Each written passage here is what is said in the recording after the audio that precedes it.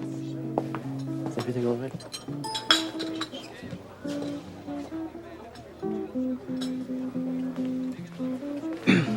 May I have a... She's not here. I know. She has a 2 o'clock biology lab. Yes, she has. I just put her in a cab and was about to go myself. Peter Davis, isn't it? David Sun. Sorry. Poor memory when it comes to names. Yeah. Well, maybe I can help you there, because I think you're going to be hearing a lot of it. Hey, Bono boy, have a seat. I think we need to talk. To tell the truth, the whole truth, and nothing but the truth, so help you God? I do. State your name. David Phillips. Be seated.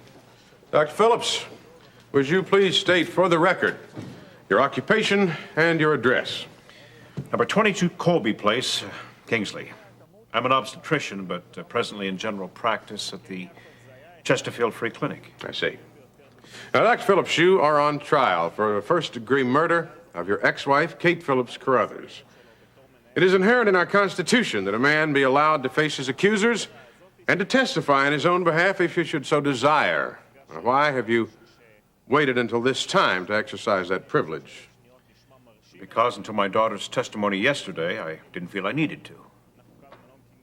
I do now.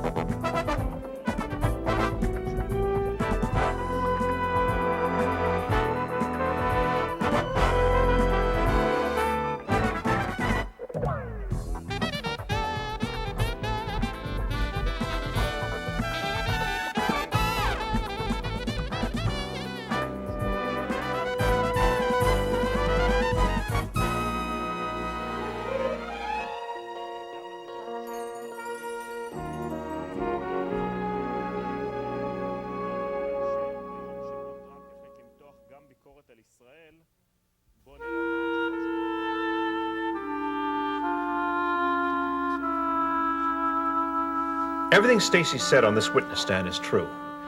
When we first talked after Kate's death, I couldn't swear that I was innocent. I mean, how could I? I didn't remember what I did or where I went after I left the clinic that afternoon.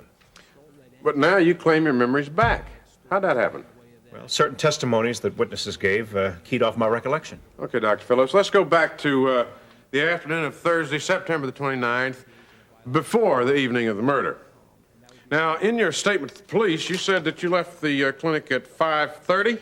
That's right after we closed.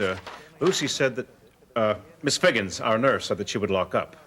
My allergies were already getting the best of me by then. That was when you started taking the medication that was given to you by mistake, the sulfasalazole? Yes, that's right. I took 2 of them then. And Lucy said that I should go home and rest. Did you? No, I didn't. I went to Leon's. I remember getting caught in the rush hour traffic. Just a second, Doctor. Leon's, when you say that, is that some friend of yours or what? No. Leon's Diner. I see. You can go ahead. I went there for dinner. In fact, Leon himself waited on me. I had trouble deciding what I wanted.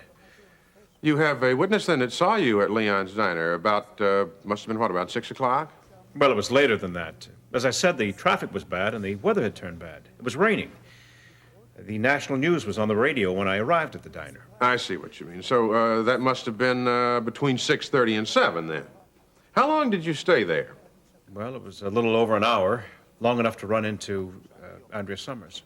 Your Honor, ladies and gentlemen of the jury, now Miss Summers, in her testimony on the stand, did not mention the meeting with Dr. Phillips simply because she wasn't asked about it. But in her statement to the police, she said that that meeting did take place and that it occurred about 8:30 p.m. on the evening in question. I have read the information, Mr. Webster. Continue on. Okay, thank you. Dr. Phillips, please tell the jury and the court what Miss Summers said to you. Well, the extent of it was that Kate and Lee were having marital problems and that Kate was already back in town. Not honeymooning in Avalon Springs, but back here in Kingsley? That's right. Well, how did you react to this unexpected news? Well, I was concerned. I wanted to see her.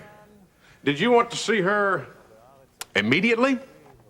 Well, that was my intention, but I didn't get there right away. Miss Carruthers' maid, Rose Montero, said that you woke her up about 1 o'clock in the morning. Now, that's a whole 4.5 hours later. Yes, it must have been around that time. Now, the question, Doctor, is what did you do during that 4.5 hours? Well, I took 2 pills right before leaving the diner because I was really feeling badly again. At that time, I didn't realize that the pills were causing my problem. When I walked out the diner, it was raining, and on my way to the car, I slipped and fell. Slipped and fell. What, on the sidewalk? No, in the mud. I'd parked in the overflow lot. Well, I was sneezing and soaking wet, and I sat sitting in the car, waiting for the sneezing to die down. And I dozed off because when I woke up, Leon's was closed. What time does Leon's close? During the week at midnight. I see. Did you happen to notice just exactly what time it was when you woke up? No, I didn't, but I remember that my shirt was almost dry, so it had to have been some time later. I then took 2 more pills and drove over to Kate's. Where you entered her house tracking mud on her carpet, mud which was later matched up to the same kind found on your shoes when the police arrested you. I wasn't thinking about wiping my feet. I wanted to see Kate. And Rose wasn't giving me any help. That's when I decided that Kate had probably gone over to Amber's. So you then drove over to your daughter's apartment?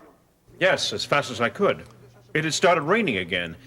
I remember thinking how hard it was to see the road. Well, I drove up and parked. And that's the last thing I remember until the police officer found me the next morning at the same place. Which was several hours after Kate had been killed.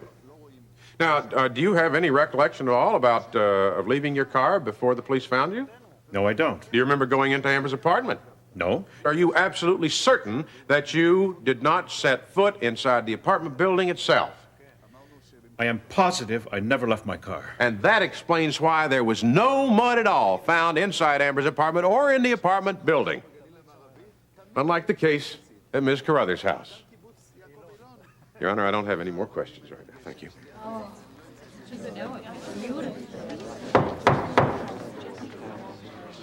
There's no need for you to defend your relationship with Courtney, Peter. She's told me all about you. She did. Of course. Would you like something to drink? No, thanks. What did she say? Well, after that most unfortunate introduction at her uncle's the other evening, she cleared things up with me. Thank you for showing her around Kingsley. Oh, that's what she said, huh? I'm a tour guide? It's what she didn't say that matters. Courtney can be very modest, in case you haven't noticed. Picked up on that, yeah. Then maybe you also picked up on the fact that she goes out of her way not to hurt a person's feelings. Even when it becomes trying, as in the other night, with you dragging her to that dance. She was excited about going to the dance until you showed up. Look, I don't know how to explain this to you. Courtney felt sorry for you, Peter. This sort of generous behavior has happened before. You don't believe me? I might if she told me that. There was a tennis player one summer at camp. A virtual nobody without a racket in his hand. He made the mistake of latching onto Courtney. Courtney made the mistake of treating him as her social equal. Oh, there's a hint in there somewhere for me? A helpful one. As politely as possible.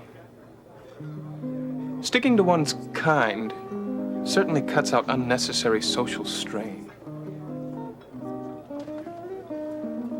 Courtney is my friend. And my fiancée. We've practically been engaged since she was in prep school. Well, then what's the big deal, huh? Why? Does it bother you, our relationship, huh? Why should it? It doesn't bother me. It's you I'm worried about. I don't want you to read into this any more than what is there. Oh, I see. Oh, okay. You're looking out for me. You're worried about me. Ah, Quite naturally, you find that hard to believe. quite naturally. Look, Peter, Courtney periodically does this to make me jealous. Well, especially when we've been separated for long periods of time. She can't bear to be alone. So she tries to make up for it. I think you understand what I'm saying. I'm beginning to. Good. I wouldn't want her to mislead you any further. It's unnecessary for Courtney, and it could be devastating for you. It's amazing. She went from caring and modest to conniving in the same breath. What do you make of that, huh? Well, it seems as though you can't face the truth. Not your brand of it, no. Hey, I'll tell you what. I'll tell Courtney that I ran into you. Please do. And while you're at it, say your goodbyes.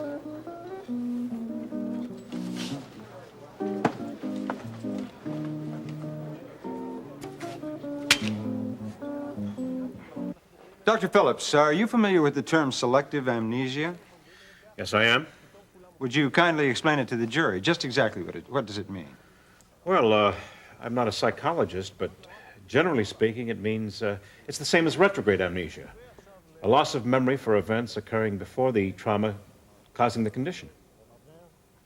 But the patient can recall the events he chooses to remember, can't he? Yes, as in selective amnesia. That sounds like selective memory. If he can forget it well, he can remember it well.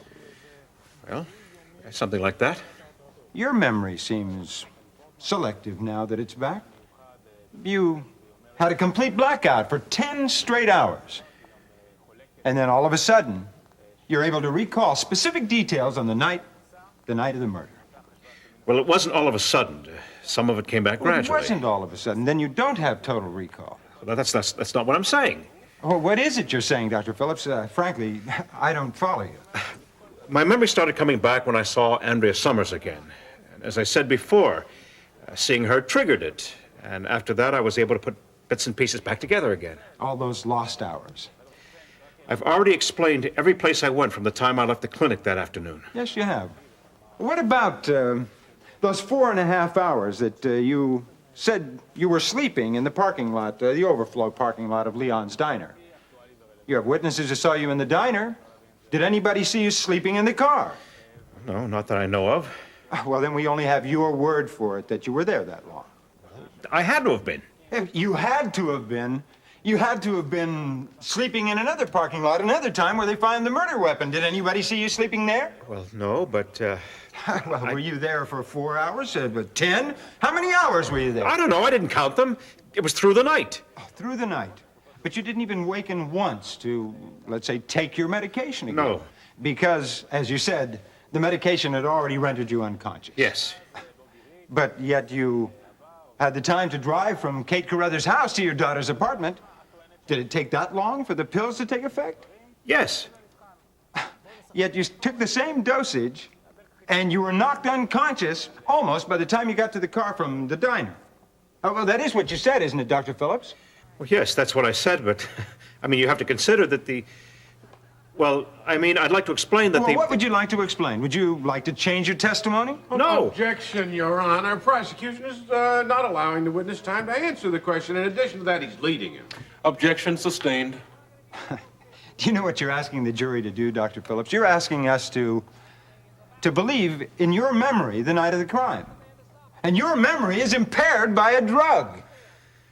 Was impaired. It isn't anymore. Oh, according to whom? You? Do you have a second opinion from another doctor corroborating your opinion? Well, do you, Dr. Phillips? No, I don't.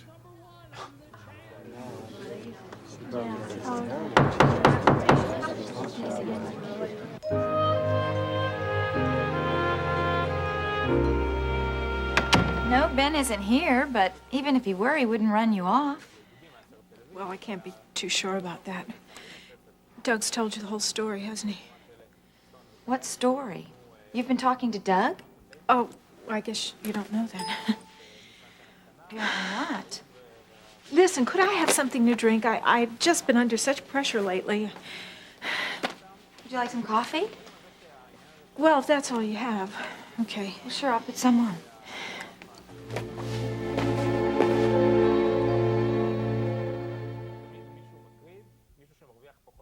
He is paying for my suite at the King's Arms Hotel. He sends me a dozen roses every single week. You know, there are times when he just puts everything else aside, including his own business, just to be with me. I just can't overlook that. You mean you just don't want to give it up? Why are you so afraid, Nancy? I'm not afraid of anything. What about the truth?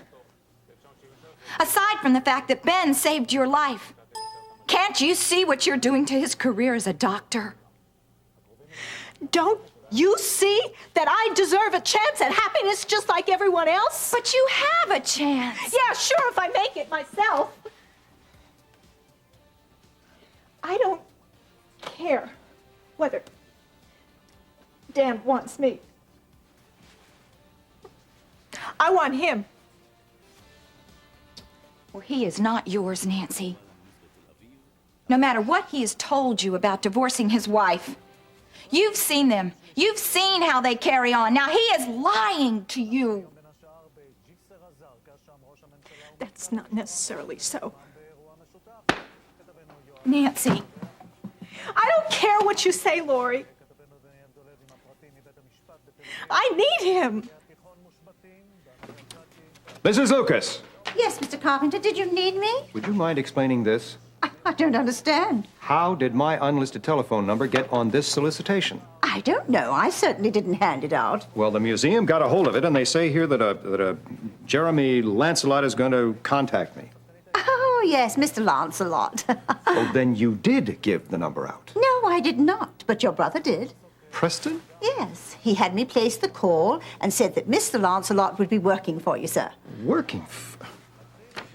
And we are pleased to inform you that by unanimous approval, you have been appointed a director of the museum, and that its curator, Jeremy Lancelot, will get in touch with you shortly.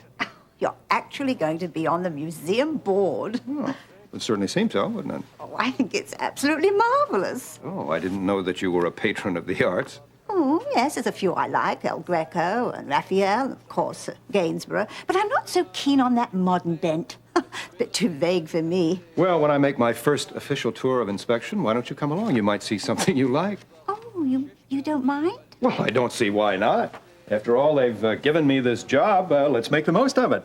You know, your brother is a very generous man. Oh, don't you be blinded by his charm. He wants something from me, and I know exactly what it is. He wants me to keep a very tight rein on Courtney while she's here in Kingsley. Oh, responsibility you'll do very well. And she could probably use your supervision. And rest assured she'll get it, too. First, to guarantee my own directorship on the shipping line board, and secondly, on behalf of my dear brother Preston, to prevent him from losing the company to Vaughn Sumner and his family.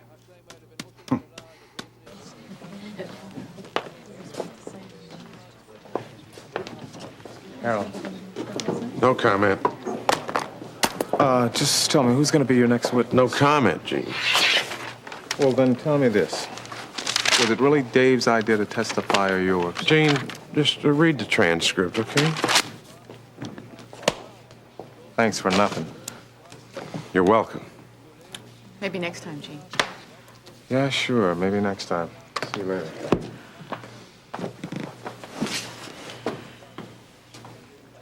Why don't you come over to Ione's with me and have spaghetti? Your favorite. No, Babs. I gotta wait and see McCormick. He didn't call, did he, about that unidentified set of fingerprints found on the panic bar over at Amber's place? No, not yet.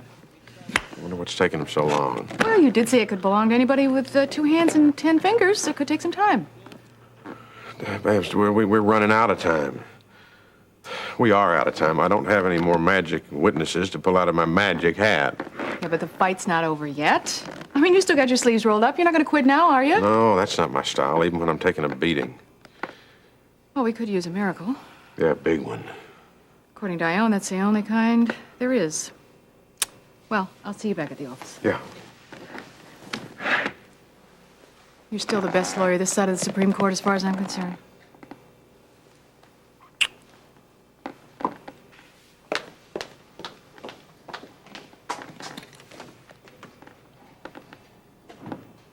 Yeah.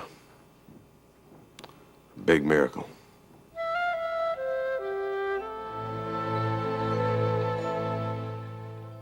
You know, you're making it real easy for me to appear to be the strong, silent type. Shouldn't have come. Better here than at your apartment alone, with the shades pulled down, thinking about your testimony today. It was my stupid testimony that forced the DA to accuse Dad of selective amnesia. Hey, didn't he tell you it was okay and not to worry? Yeah. And then I told him to get out of my apartment when he wouldn't accept my responsibility for what I said on the stand. Well, that's the way your father is. Hey, he knows what you're going through. He doesn't want you carrying that guilt around. Yeah, so he does. Russ, I've got to do something else to help him. Stacy, here you are. You left the courtroom as if you were never even there. Hi, Russ. Amber? What are you doing? Stacy, come on, we don't have to throw insults at each other. We're on the same side. I can't believe the way you gave it to Dave in your testimony yesterday. It topped mine. Why didn't you tell me that you were planning it this way? You get out of here. You get away from me. Russ, make her leave.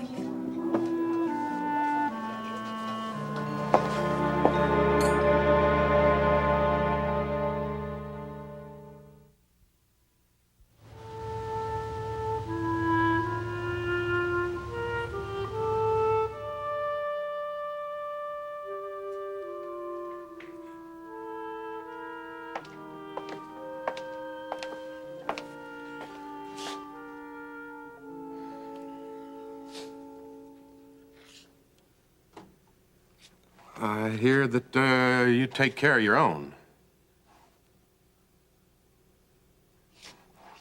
I don't know exactly how to ask for it. But if you could see to it that Dave pulls through okay, that the truth would be exposed, then I'd really appreciate it.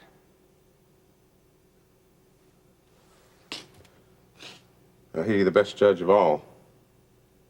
I'm in.